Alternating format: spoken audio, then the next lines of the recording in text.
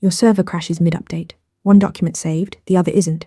Multi-document transactions exist for exactly this.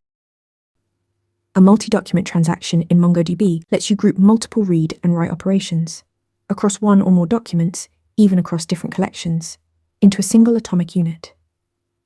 Either all of those operations succeed together or none of them do. This all-or-nothing guarantee keeps your data consistent even when things go wrong. MongoDB transactions are ACID compliant. Atomicity ensures all-or-nothing behavior. Consistency keeps your data valid throughout. Isolation prevents concurrent transactions from interfering with each other.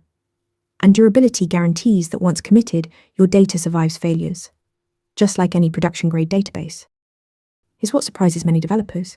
MongoDB originally only guaranteed atomicity at the single document level. Multi-document transactions arrived in version 4.0 in 2018, then expanded to sharded clusters in version 4.2.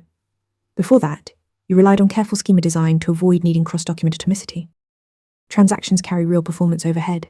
They hold locks and add latency. MongoDB's document model often makes transactions unnecessary by embedding related data together.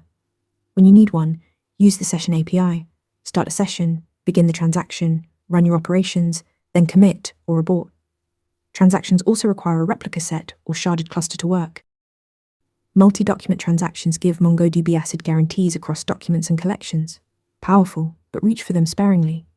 Schema design is usually the better answer. Follow for more MongoDB tips. Want to nail questions like this in your next interview? Interview Mentor gives you hands-on practice with real questions. Every answer gets a grade with specific, personalized feedback. Track your progress across topics and difficulty levels.